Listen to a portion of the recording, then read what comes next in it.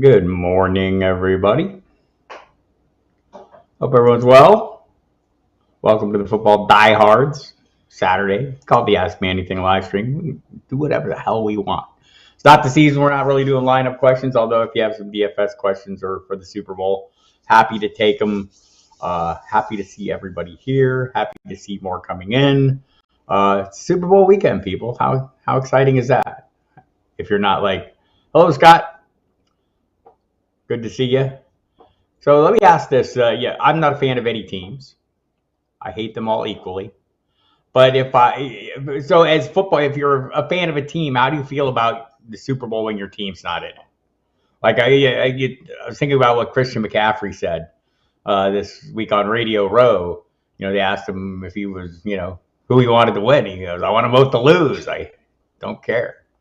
And I got, I guess, we all kind of. Well, it's easy for me to, kind of pick a favorite and, say I like a team. Good morning, Andrea. How are you? Hi, Charles. Thanks for coming. Kind of a little small talk here before give people time to show up and pull up a seat. We're going to get into my way too early rankings today. More of them. Maybe talk a little bit about that mock draft that I highlighted on Wednesday. I'm gonna say this. Scott loves this Super Bowl, even if the Patriots aren't in it, said the Patriots fan. I didn't know you were a Patriots fan, Scott. Why didn't I know this? I feel like I should have known. Anyway, so as I'm going through some of these early mock drafts that I'm doing, and also the way too early rankings. So if you weren't here a week ago, Wednesday, I want to say, I did my top 12. I felt pretty good about them. I mean, I feel pretty good about the guys that are in the top 12, even if I'm not like totally in love with the order. And look, they're way too early rankings. They'll be a work in progress, of course. But once I get out of that top 12, like this group here, and I'll run through them all individually and kind of talk about why and how they ended up where they ended up, and who kind of just missed the cut. But I think at this point, there's a reason it's way too early, because it's way too early. There's so much information we don't know. And so I was looking at that mock draft and that I covered this Wednesday, right? We talked about doing a way too early mock draft for full-time fantasy and a big cast of, industry heavyweights, and you want to make a good showing. And so I had the first pick overall. Love my McCaffrey pick. Perfectly defensible. Feels good. I like it. I haven't liked a single pick since. Well, maybe one or two. But and what I've decided is they're not necessarily bad picks. I'm just not in love with anybody yet because it's too early to be in love with anybody. It's way too early. It's not going to keep us from doing it though, right? If you're just dialing this up and haven't been here before, I'm Bob Harris, senior editor at footballdiehards.com.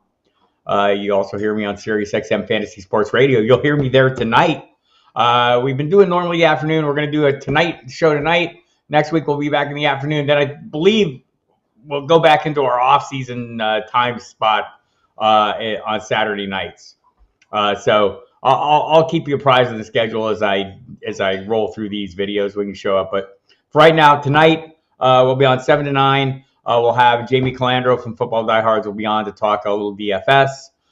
For Super Bowl, we'll have Pat Fitzmaurice, who's in that draft with me. We'll kind of talk a little bit about what I was just mentioning, which is, I guess this is part of the process of falling in love with players, right? You start doing these mocks and you start finding out where the values are. And I think it's so in the early part of the process, I still feel real comfortable with, how I feel like, where do I need? Maybe I like a player. Like there's players that you eventually, you don't fall in love with them, but you fall in love with the price. And I don't know that I feel comfortable with anybody's price yet. I don't want to pay for anybody right now. I want to see where the values are and see who's a discount, see who bargains are and who's people are overpaying for him. And I think there's, there'll be at least one player on this list that I feel like I might be more aggressive on in the field, and that's okay. We'll talk through all these. A couple things first. Michael Nichols is in a Dynasty PPR league, and he was offered Chris Olave, Rashad White, and Jahan Dotson for A.J. Brown and Christian Watson. Was wondering if I should look at her offered. So you're getting Olave, White, and Dotson for Brown and Watson. So you have a little uncertainty with Watson, right? With the quarterback situation. Or do you feel as comfortable with Watson if it's not Aaron Rodgers? I mean, I think he had a brief stint we saw him with Jordan Love a little bit. I mean, I'm leaning towards doing this. I love Olave and Dotson. The Rashad White piece is not as great of interest to me. Boy, giving up Brown. This is a pretty close deal, right? I'm assuming they're pressing the time on this because they'd like an answer. They'd like to move on. Maybe they feel like, Rodgers is going to move on. I kind of feel like that too at this point. Let me think about this, Michael. My initial thought is I'd want to hold, but I don't think this is an unfair deal, an unfair offer. Olave still questions at quarterback. I'll talk a little bit about that question in the news here momentarily. Some question about Jahan Dotson. Do you have a great deal of faith in Sam Howell as the quarterback? Because that's the direction this is going. I thought he looked okay, but we have a really narrow band of information to hang our hat on. I know what I'm getting from A.J. Brown, right? And maybe that's the lure here.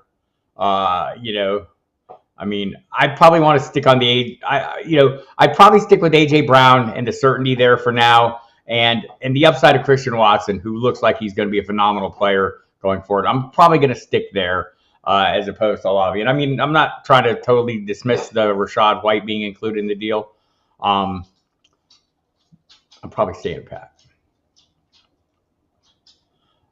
I'm assuming you're on the A.J. Brown side, Michael, so that's how I read it. But was our guy top 24? I'll talk about those. Let's hit some news, everybody. Again, thanks for coming.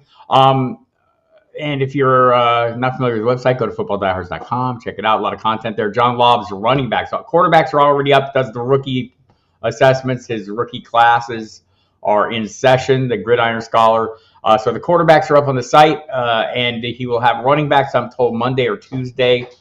So check that out when you get a chance. Also, tons of other stuff, Super Bowl related content right now on the website, including my team notes. We have the injury report and everything. The injury report's basically clean, right? All the Chiefs came off it, so everyone's good to go there. There is a single Eagle skill player on there, Brian Coventry, wide receiver. Brian Covey. I'm confusing him with Jim Coventry. He is not Jim Coventry, the great RotoWire fantasy analyst and good friend. So, but obviously not a huge factor in the offensive playmaking ability. Should be everybody, all the pieces are in place. We know that Patrick Mahomes is playing through the ankle issue. Seems to be fine. Kadarius Toney sounds like he's looked really good in practice this week. James Palmer from NFL Network reporting teammates are saying Tony's going to have a big role. We'll see about that. Clyde Edwards-Helaire, and by the way, Juju Smith-Schuster, Toney, both off the injury report. Jerick McKinnon, Isaiah Pacheco were a little nicked up, both not on the injury report. Mahomes not on the injury report. Justin Watson dealt with an illness, not on the injury report. So everyone's good to go, right? Mahomes is probably not 100%. I don't think Jalen Hurts is quite 100% or hasn't been up to this point. Maybe the week off helps, right? So we'll look into all that here as the game draws nearer. But they're all going to be on the field, right? So you can play all that. Derek Carr visited the Saints, had a 2-day visit. There was some reporting that maybe he canceled the visit with the Panthers. I am told that he never had a visit scheduled with the Panthers, so no big whoop there. But Carr did play, was familiar with the head coach, Dennis Allen. Dennis Allen was there for Carr's rookie season, I think for a season and a half of Carr's career. So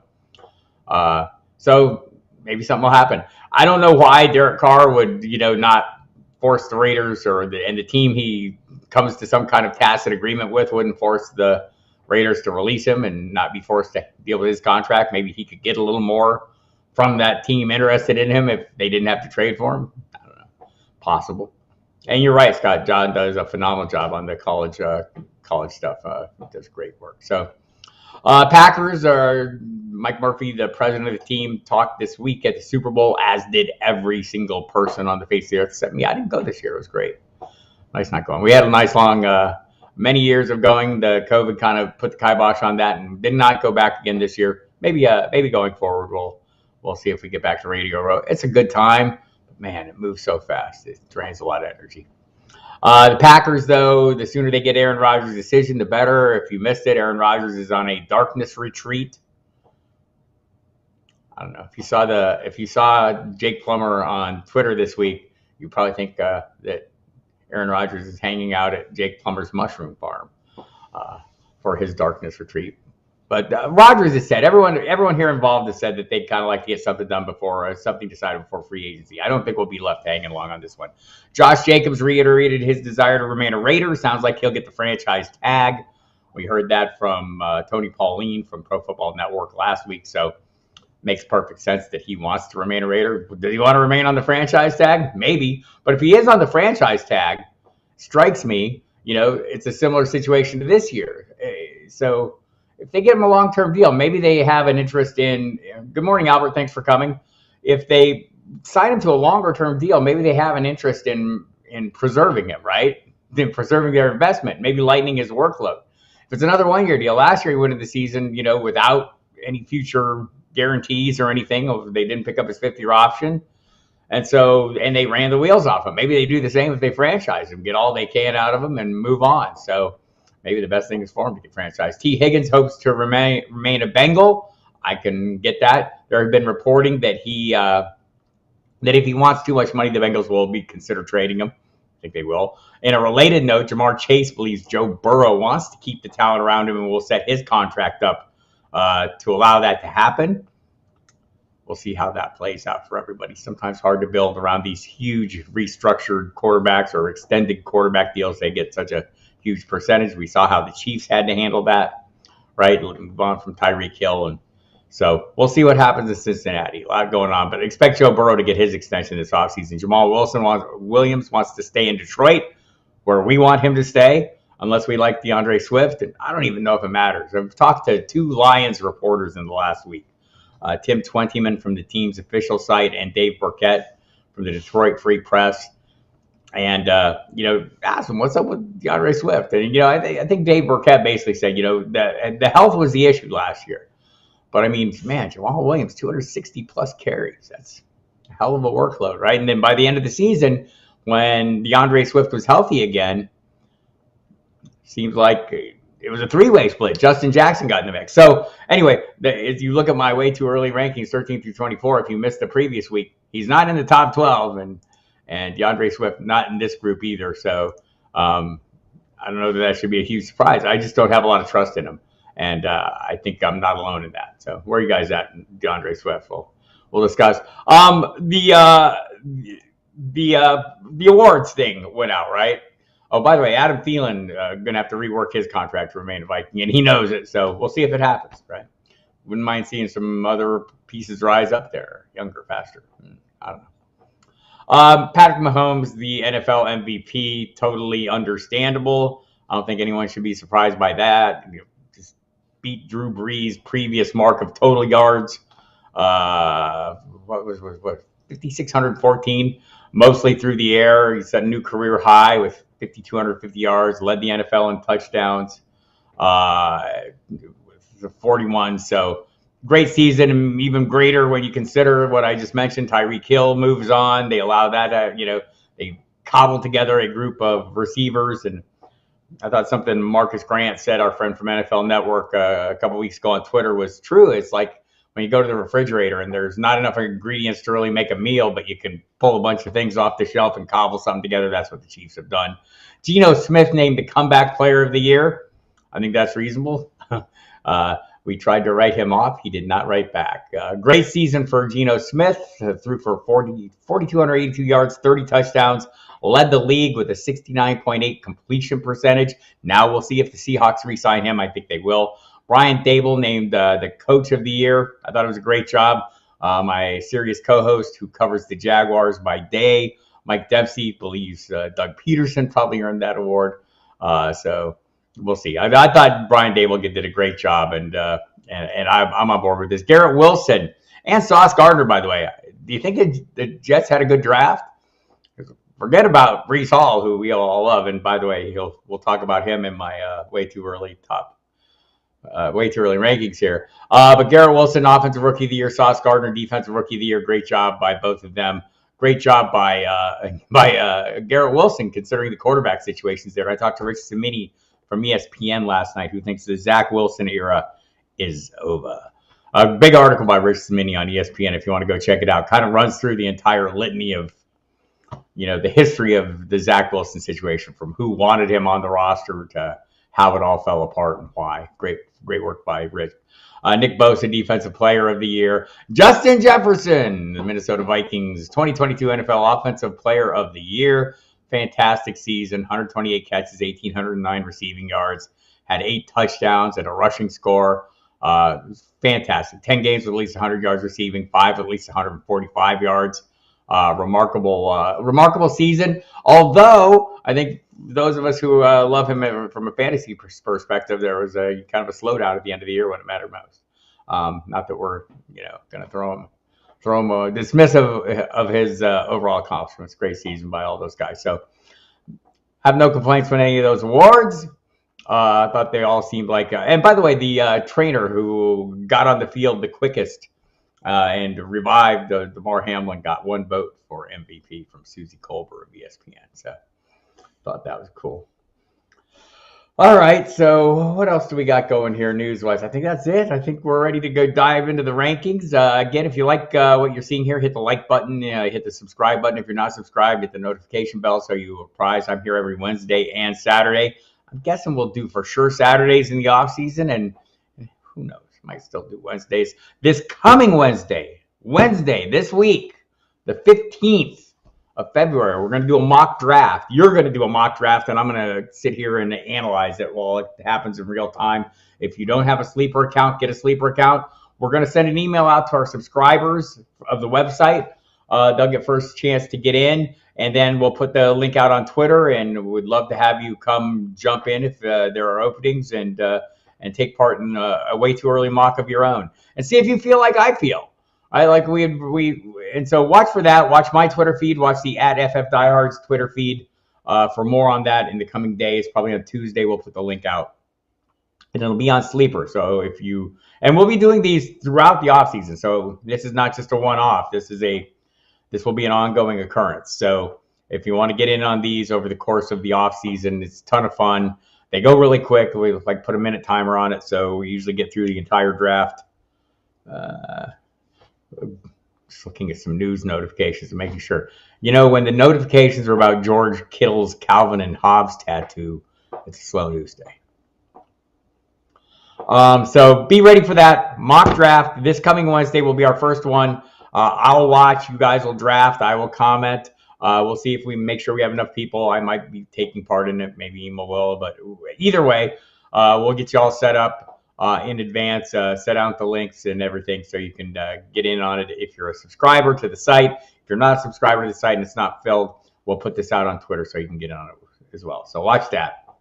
Watch for that. And so let's get into these top way too early rankings. This is 13 through 24. In case you missed it, and you may have, you can go watch it. I did my top 12 last Wednesday, so go to the YouTube page for the football. Yeah, Christian McCaffrey, Austin Eckler, Cooper Kupp, Travis Kelce, Justin Jefferson, Jamar Chase, Saquon Barkley, Derrick Henry, Tyreek Hill, Devontae Adams, Josh Jacobs, and Stephon Diggs. And there may be some juggling. As soon as you make these, you will want to make changes, right? So I'm letting it sit for a day or two before I make the changes. But I've already been thinking of some changes I'd like to make, and some of them will involve receivers moving up more than running backs moving down. By the way, I talked to Terry McCormick, Titans Insider, this weekend, just to reiterate, ask about Derrick Henry, because I know that he's a concern to people, right? Like, he's 29 years old. The team around him is horrible. There's so much not to like, and yet he just keeps producing. And Mike Dempsey and I were talking about this after we talked to Terry McCormick, who basically said, not just that Derrick Henry is kind of a freakish individual, we all know that, but also his workout regimen is super, super freakish as well. Hi, Mr. Scampers. Thanks for coming, man. I appreciate you. But not just that Derrick Henry is, just physically a specimen, right? Just a unique character, right? He just is. You don't see people that big that move that fast. But he's 29 years old, but his off-season workouts are insane. I mean, I know a lot of these players are, but there's no size. And so Terry McCormick, that was basically the question. Do we see any signs of of any weaknesses starting to appear? And Terry McCormick doesn't see it either. And I know, look, it could happen anytime with running backs. There's a lot not to like about him. I still can't let go of him. So that's why he will remain in the top 12 until he removes himself from the top 12. Let's go through number 13 through number 24 today. And this is something else that, if you're just dialed up, I mentioned it a little while ago. I think it takes a little time to fall in love with the pieces you like, right? We sit here and kind of, there's a lot of moving pieces. Scott Kobe just put in the chat with Kellen Moore, now the OC. What do you think of Austin Eckler and his role now, right? Well, we just don't know. So we're working on some basic assumptions that Austin Eckler is going to remain Austin Eckler. There are teams without coaches even. The Cardinals and Colts don't even have a coach, right? There's teams without a quarterback. And so when we say this way too early, this should be taken as these are situations in total flux. And I think over the course of time, as we do more mock drafts and we do best ball drafts and start getting into it, it takes a little time to start sorting out who we love, because who we love doesn't become apparent until we understand the associated values. And so these are kind of just setting baselines here. I like this group of players, but I like other players who I could make really good arguments for who should be in there. I'm a little more aggressive on some of these players than other people. Jonathan Taylor at number 13 is a player I feel like I'm not as aggressive on, or that I'm dialed back on. Look, he's going to be healthier. He's coming off ankle surgery.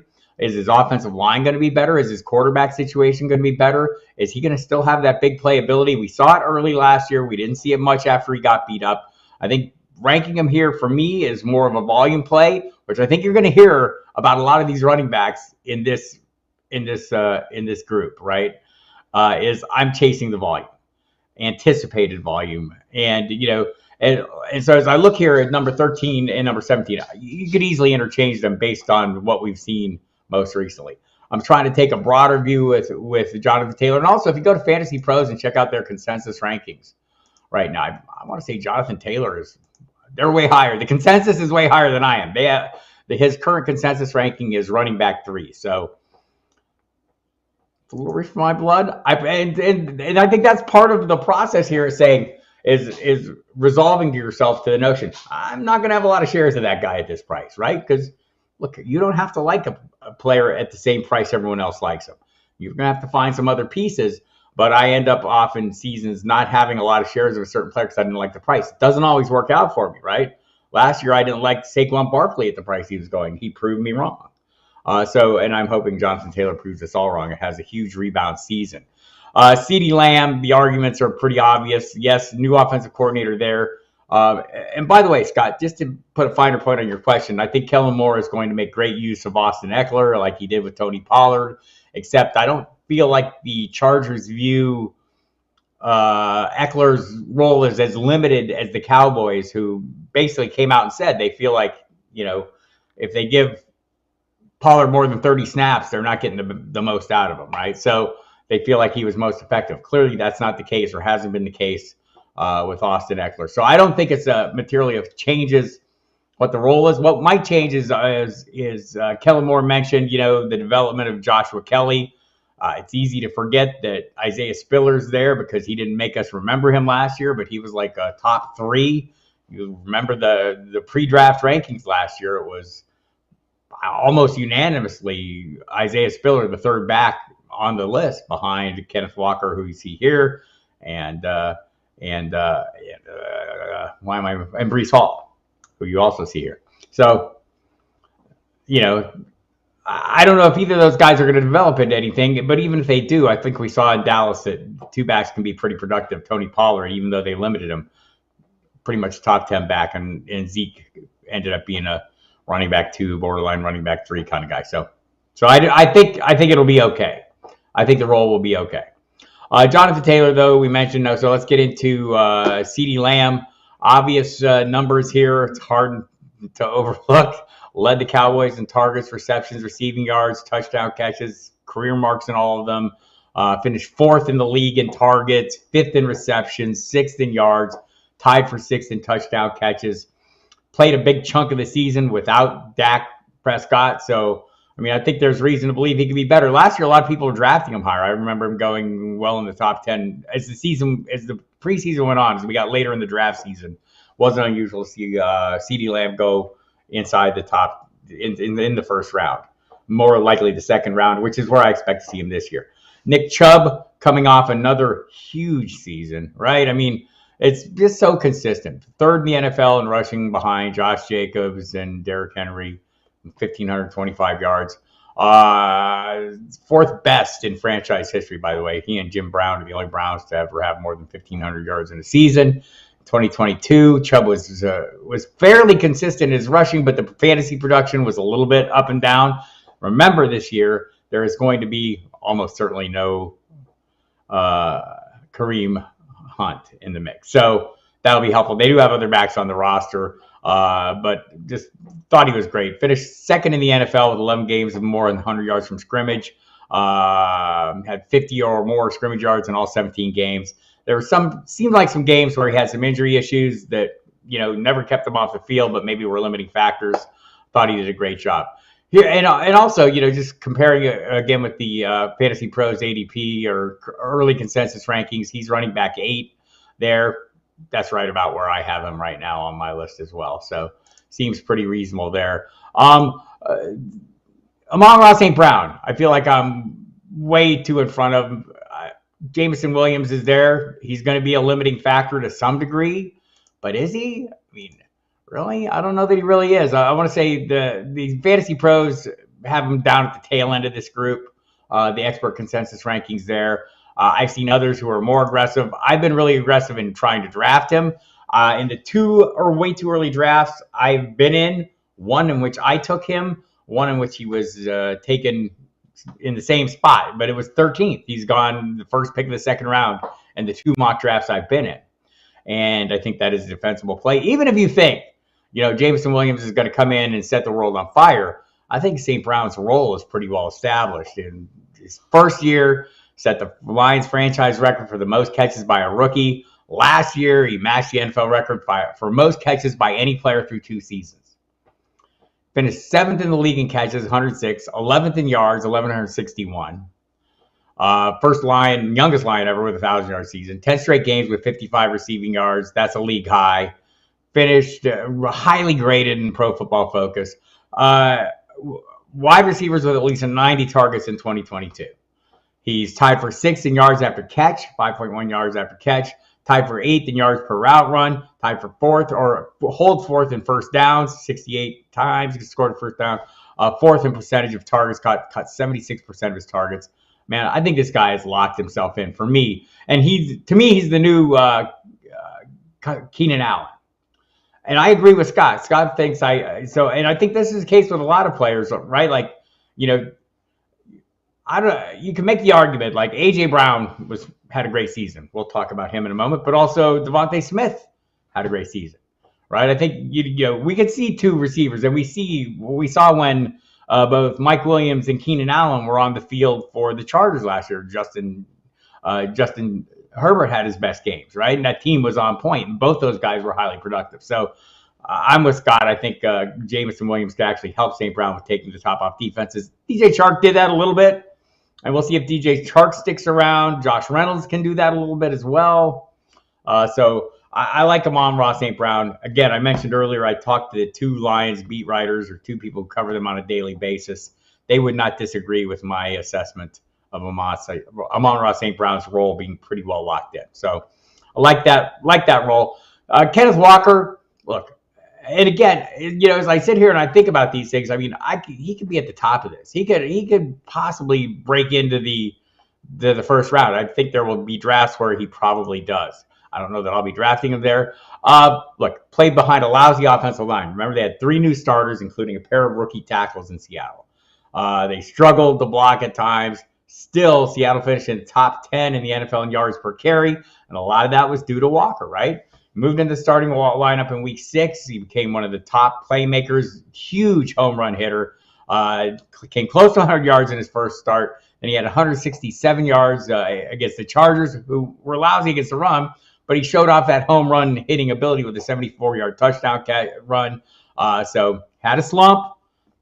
I don't know if you want to call it the rookie wall, but he finished super strong. 3 straight 100-yard performances. The volume, though, 20-plus carries in all those games. And that's the thing for me. Once Pete Carroll settles on a player, he kind of settles on a player, right?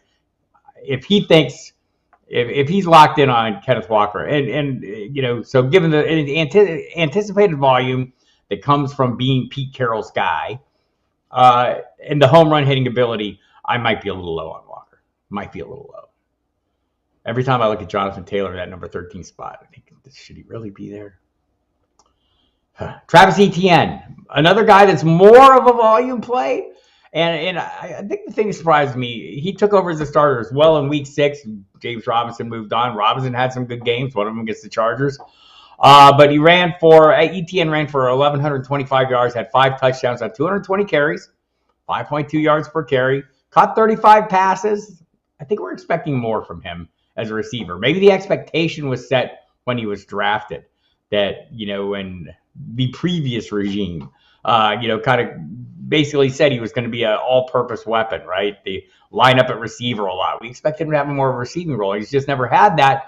But, man, he was a solid season, right? 220 carries. I mean, considering he didn't start until week 6, had super high volume. Also, though, had 9 runs of 25 yards or more. I think that's a big deal. I think that big playability is something that shouldn't be overlooked with ETN. This offense is going to improve. Maybe they can give him a bigger role in the passing attack. Maybe not. I kind of like is there going to be a pass-heavy team? That's the question. And so I felt like this during the season, I was a little down on ETN just because he didn't have the receiving role. As I revisit it, I'm a little higher on him. Now we get into the next level here. So just your thoughts on any of these players, go ahead and put them in the comments. Anybody you like or totally dislike, think doesn't belong, think should be higher. Maybe some of these players that you see here should be in the top 12. Maybe some of them don't belong here. And after I go through these, I'm going to give you a list of guys that are coming close, that may work their way in. And again, part of this is going to be based on, how the draft values play out, right? We're kind of flying blind now. Again, not everybody has a coach. Not everyone, all the pieces are in place. Not everybody has a quarterback here, but some do have a quarterback, and A.J. Brown definitely has a quarterback. A.J. Brown, Devontae Smith, both number 19 and number 22. Brown, look, you could make the argument that it was maybe not the season you thought, that he slowed down at times. Still, let's compare to what he did at Tennessee. 3 seasons in Tennessee, 185 catches, 2,995 yards, 24 touchdowns over the course of those 3 seasons. This year, 88 catches, 1,400 yards, and 11 touchdowns. That's a good start. The receiving yards were a franchise record. It's a huge, big play threat. There were games when he disappeared a little bit. There were also games where Devontae Smith disappeared a little bit.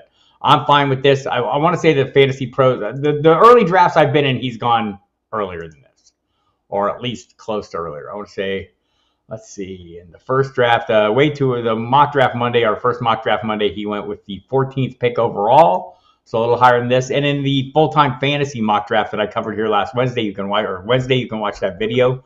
Go back into the YouTube channel.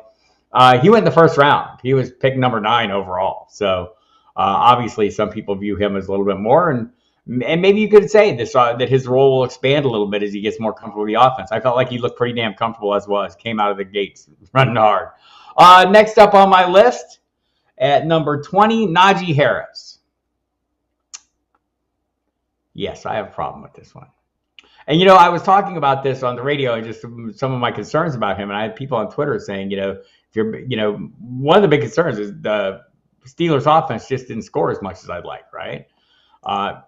Is there a reason to believe they'll be better? I don't know. They didn't change their offensive coordinator. He was viewed as a big reason. Big reason why this offense wasn't good. But what they've decided in Pittsburgh is keeping Matt Canada is probably a more positive in terms of not having Kenny Pickett learn a new offense than anything.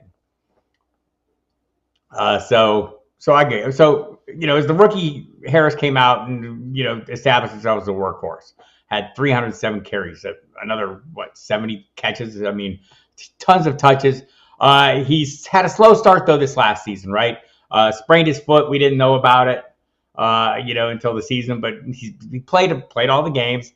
And it felt like he wasn't going to hit the 1,000-yard mark through the first 8 games. He had only like 361 yards, but he had a big turnaround. The offensive line started playing better. Finished to rush for 677 yards in the final 9 games. The extra game helped him hit the 1,000-yard mark. I would like to see more touchdowns. I would like to see more of a passing role in the receiving game. But I think if you're chasing volume, it's still viable pursuit. He's the one that I feel like him and Jonathan Taylor. I feel probably the least comfortable with of these rankings. Go ahead, and there's some players outside the top 24 here that I'll talk about that maybe could move in. What do you guys think about Najee Harris? Could this be the touchdown turnaround season for him where he gets back in the end zone? I mean, it wouldn't take very many for him to jump back up in the mix. Jalen Waddle is next on my list at 21. I think more so than Tyreek Hill, as we talked about when I did the top 12. I think that Jalen Waddle's maybe a little more quarterback dependent than Tyreek Hill, who seemed to thrive no matter what. And Hill's a little bit boom and bust. Waddle's a little more boom and bust, I think. Big successful season, though. Finished with 75 catches on 170 targets, 1,356 yards, 8 touchdowns, despite Hill joining the team. So looking ahead, Waddle and Hill should be, considered one of the top duos as I have them ranked. The question mark there is Tua Tagovailoa. He is expected to return. He talked this week, and as did everyone else, and mentioned he appreciated the Dolphins, keeping his best interest, protecting himself from himself, essentially, which, I get, but are they going to have to keep protecting him? I think that's a concern for maybe more for me with Waddle than Hill. I think Hill's big playability, Waddle's big playability too. But would love to see him play a full season with Tua Tagovailoa, both of them. Scott Kobe thinks the 2 guys I could move higher are St. Brown and Chubb, more so once Hunt is clearly out of the picture. I would agree with that. I think Chubb, the concern, for some people, and I know Mike Dempsey expresses this all the time, he's not a Chubb guy because he doesn't like the receiving numbers, right? He just doesn't catch the ball that much. So I get it. Where are you guys at on Hill and Waddle with or without Tua? Throw that in the comments, and let's get a little conversation going on that. Devontae Smith at number 22. Look, I thought Smith down the stretch. I mean, it was hard to just, A.J. Brown might not be as happy with Devontae Smith's workload as Devontae Smith is. Finished with more catches, 95 catches to 88, so not too much. 136 targets, 1,196 yards, 7 touchdowns for Smith. He and Brown, the first Eagles duo to hit 1,000 yards in the same season ever. But down the stretch, Smith's target share, had the team leading target share, well over 30%, had a 57% end zone target share. So, and right up there with Brown and air yards. So a lot to like there. Mostly a great, this is one of the arguments for, guys like, we're saying Jameson Williams could help Amon-Ra St. Brown, just like A.J. Brown helped Devontae Smith, just like Tyreek Hill. I don't know if he helped, but it certainly didn't hurt Jalen Waddle, right? I think the quarterback issues were more an issue for Waddle than anything. So I do think that's one of the encouraging things. And Scott Kobe is saying, if he can move Amon-Ra St. Brown up a little higher, I've already drafted him higher, and maybe I'll carry through with this as I see more drafts and adjust my rankings accordingly. Charles Davis thinks the foot injury hampered Harris all season. I think it's a fair argument. He was kind of nicked up in some other ways too. Jaylen Warren came on, but to his credit, remember when Mike Tomlin was saying, was asked specifically if Jaylen Warren could become the feature back. That's how bad it was going for Harris at that point. And Tomlin said that story has yet to be written. And apparently Najee Harris decided to become a writer because he started writing his own story, right? And maybe it was just as much as getting healthy. I thought the offensive line started playing better too, though, Charles. So I think that was a little bit of a difference there. Last 2, number 23 and number 24. T. Higgins, I'm old enough to remember because I'm more than a year old, or more than 7 months old. It wasn't hard to find people who thought T. Higgins, or ranked T. Higgins as a 12, 13 wide receiver, right outside, the starting realm. I think that's not unreasonable again.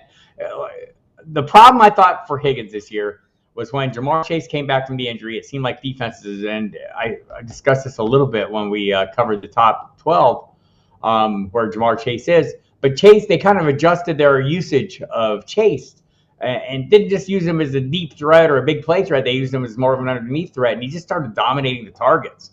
I thought that was to Higgins' detriment. So we'll see if Higgins makes teams pay for that a little bit. I'm assuming he's going to be back with the Bengals. And so I'll go with this here, realizing that probably there's a little more upside to this, but they've got to kind of sort out what this offense is. If Jamar Chase continues to be the kind of target monster he was down the stretch this year after he returned from the injuries, I think he ended up with well over a 30% target share, whereas T. Higgins went down maybe below 20%. I mean, it was not ideal for T. Higgins. Still a capable big play threat. We'll kind of have to see. This is one, as you can tell, I'm also not in love with. I'm also not in love with Breece Hall. And somebody asked me in the last live stream on Wednesday night, on the hot seat, we call that.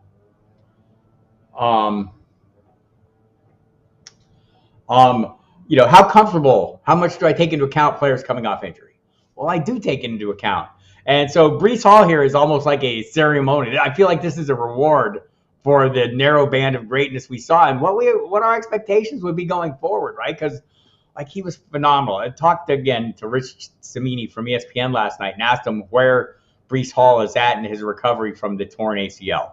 Happened in October, had the surgery. He's running on the anti-gravity treadmill thing, so he's not putting any pressure on it. Says he's ahead of schedule.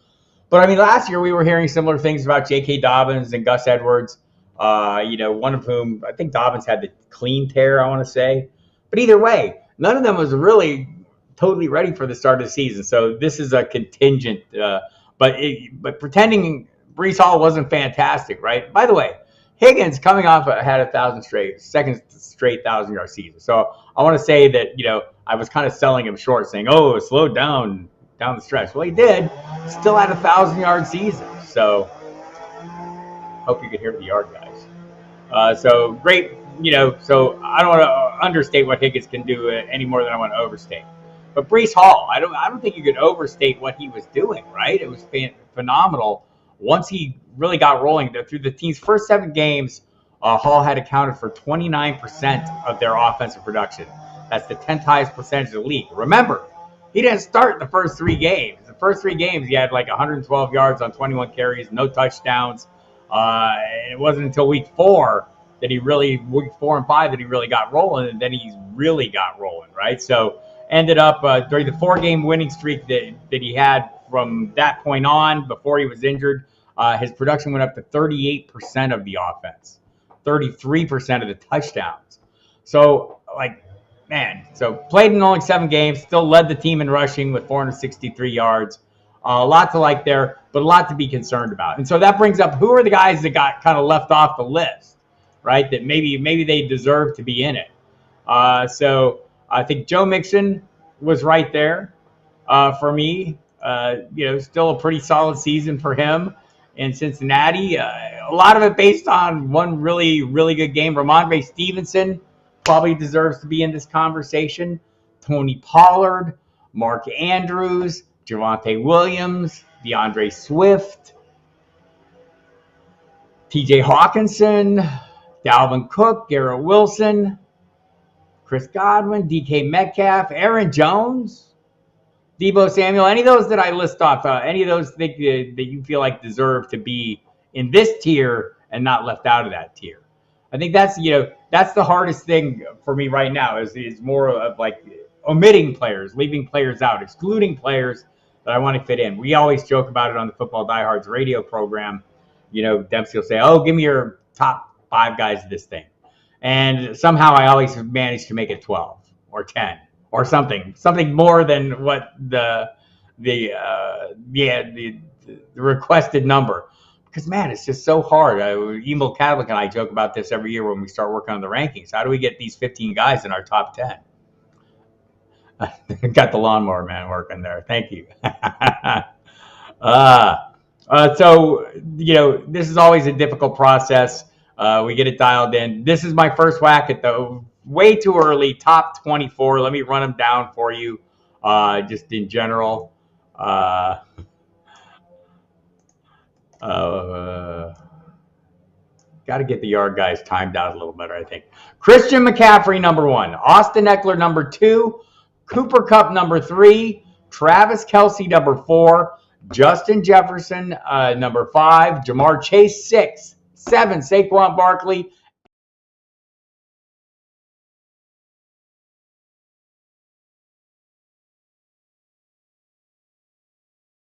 Diggs. 13, the yard guy. 13, Jonathan Taylor. 14, CeeDee Lamb. 15, Nick Chubb. 16, Amon-Ra St. Brown. 17, Kenneth Walker III. 18, Travis Etienne Jr. 19, A.J. Brown. 20, Najee Harris. 21, Jalen Waddle. 22, Devontae Smith. 23, T. Higgins. 24, Breece Hall. I'm thinking Breece Hall is going to move out. I just wanted, I think we need to acknowledge it. I've seen him. The funny thing is, I've seen him drafted higher. We all know better, right? We've all been burned by players that were a little too quick to come on. DJ Sniper joined in. Why is Taylor so low? There you have it. So I do think that there is an argument to be made. Why do you rank the long guy? I rank the long guy not very highly at the moment. Long guy is on my 10-foot pole list. Would not touch him. He's very. So Taylor low. Well, a couple things. Taylor is still well within the top 10 running backs, right? He's running back 6 overall for me. So, I mean, it's not like I'm totally out on him. I know the expert consensus rankings at Fantasy Pros has him number 3. So I don't think I'm crazy low on him. I just think I have more receivers in my top 12 than, and I think that's going to be reflective of what we see. I think that's going to be reflective of what we see, right, in drafts. And it's what I've seen so far in the 2 mock drafts I've been in. The initial mock draft, 1, 2. So let me look at my first mock draft here with from the Football Diehards radio program. 1, 2, 3, 4. Running backs went a little faster in this one. And Jonathan Taylor went 7th overall in that one. But in the more recent mock draft that we covered on the channel this past week, we have 1, 2, 3, 4, 5, 6, 7, 8 wide receivers going in round 1. In this draft, Jonathan Taylor came off right about where I have him ranked. He's number 14, came off 14th overall in that draft. So I don't know that it's way low. I just think more people are going to be investing in receiving talent. As you can see there, Evil brought up the draft behind me. Christian McCaffrey, who I took 1 overall. Justin Jefferson, Chase, Kupp, Adams, Lamb, Hill, Brown, Diggs. It's a lot of running backs. And Travis Kelce. So only 3 running backs in the first round of this draft. Taylor was 4th overall. So I don't know that I'm crazy far off, but he is low, and I'll acknowledge he's low. And I'll just, to put a finer point on it, DJ, I think my concerns are threefold, at least twofold. Offensive line came up way short last year. Are they going to be better? They lost some pieces. I'm sure they'll work to rectify that. Will they get it fixed? Who will be the coach? What will be the offense? So those are some of the questions that I have about Taylor and why he's so low. And I don't think he's like crazy low. But I do think he's low, right? I mean, guy going from first pick overall last year, does he still have that in him? It's possible. I don't know who Adams' quarterback is. I get it, right? I mean, there's a lot of open questions here. I'm just, trying to throw it out there. Might be Rodgers. But I thought, look, if you look at Adams last year, I mean, had pretty damn good games with Jarrett Stidham, or a really good game with Jarrett Stidham. So I'm a little less worried about that. But I acknowledge where there are questions. There are questions. But for me, I don't know what the Colts offense is going to be at all. I at least know what the Raiders offense is going to be if we're comparing the two. Scott Kobe thinks Kelce went way too low. Dave Richard must have been doing cartwheels. I was surprised at that one. In this draft, I considered. So this was my first mock draft, industry mock draft. And so there are going to be drafts where I take Kelce number 1 overall for sure.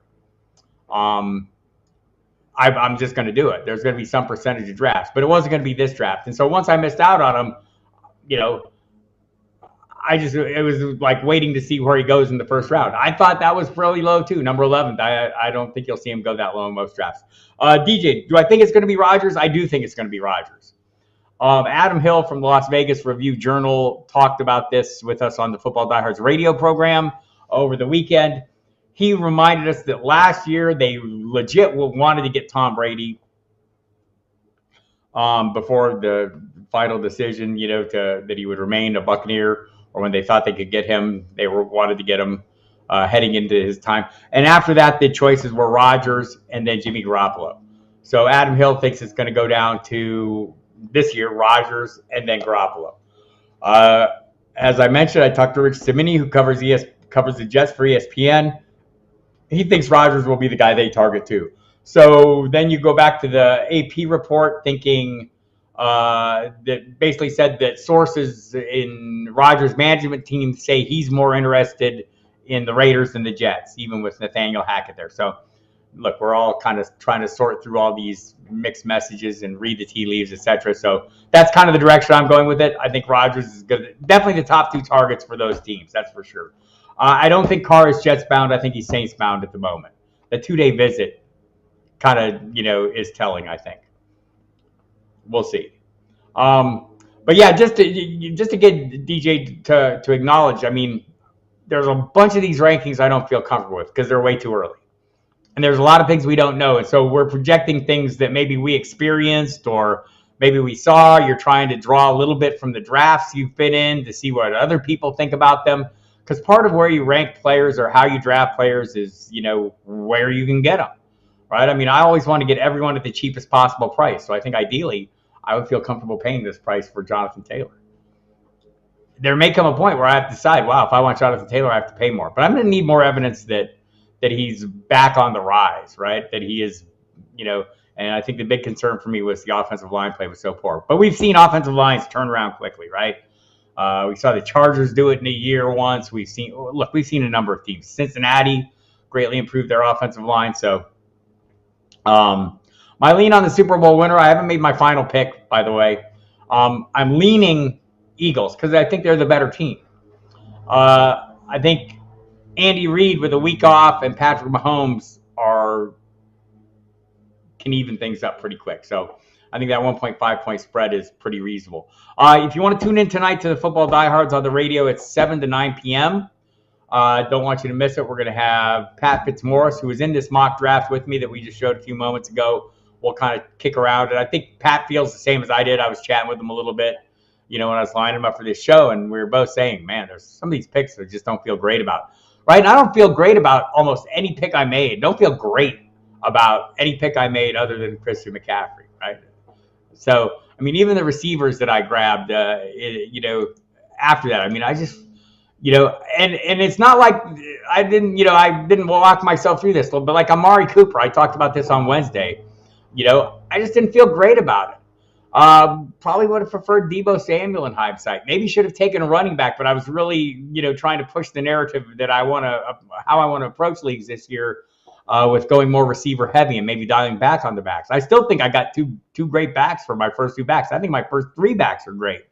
In McCaffrey in round 1, Mixon in round 4, 412, fine pick. James Conner in round 7. I don't know what the Chargers or the Cardinals plans are going to be, but they're probably not. I don't know who their quarterback's going to be. In this case, all those questions lead me to think James Conner is going to be a very busy guy, right? So I think that was a great deal. But the two receivers I got after that, Brandon Cooks in round 8, maybe that's a great value. I don't know where he's playing. Marquez Valdez-Scantling. I'm kind of hoping that a year in this offense gives him a bigger role going forward, but I don't feel great about him as my wide receiver 4. So I think it's just all of this is part of the year. That's kind of what I was talking about to start this program off is like, I think it takes some time to work yourself into feeling comfortable with all your rankings and all the draft picks you're making. And even if these picks turn out to be great, we're at a point where I don't know they're going to be great. So my lean in the Super Bowl right now is Eagles. I'll have my final prediction Sunday on our radio program. We're doing a special on Sirius, Mike Dempsey and I, a special Football Diehards show, which will be a pregame, basically. We'll be going from 3 until 6 Eastern time. It'll be me and Mike Dempsey hosting. We'll have guest spots with Bender, Jeff Ratcliffe, John Hansen, Jason Mizrahi, Jeff Mans will be on, Jim Bowden will be on, Kendall Valenzuela, Jeff Erickson. all joining us, and they'll be sharing their picks. We're gonna give everyone like $200 of betting money, right? We're gonna want 100 of it on the outcome of the game, whether you pick the winner or the over/under. And then the other 100 you can spend on your favorite prop bet. So we'll have lots of information in there. We'll be talking. Yes, get ready for mock draft season. This Wednesday, we're going to set up a mock draft for subscribers and people who come to the YouTube channel. So watch, if you're a subscriber, watch your emails from the site. And if not, watch my Twitter feed and watch the at Football Diehard and watch the at FF Diehards Twitter feed. We'll put a link out. We're going to run a mock draft. If you don't have a sleeper account, get a sleeper account. This won't be the only one. If you don't get in on this one, there will be more coming. So we can set all that up. But we're going to set that up on Tuesday-ish and Wednesday, and you'll be able to fill in the holes. If you show up late, there might be availability. So hold on for that coming this week. Watch out for that. Football Diehards will be on Monday night. We'll be doing another mock draft with all the hosts on the channel Monday night. Tuesday, I'll be on Fantasy Dirt. I think that's 2 p.m. Eastern time. Then Thursday and Friday night again. Then Saturday we'll be on in the afternoon, and then we'll go to our off-season mode, which is just Saturday nights. So, and I'll continue doing these live streams, and we'll be doing more mock drafts. It'll be a good time. All right, everybody, I'm going to go outside and yell at the yard guy, and no, I'm not going to yell at anybody. And we'll do this again Wednesday night, 7 p.m. Eastern time, right here on the same Bat channel, or YouTube channel, I guess they call that if they're like grown-up adults. And we'll do our mock draft, our first listener, basically audience mock draft. So be there for that. Watch your email. Watch my Twitter feed. Watch the at FF Diehards Twitter feed. And we will see you Wednesday night. Get off my lawn, says Scott Covey. Great line. Thank you so much. All right, thanks, everyone. We'll see you next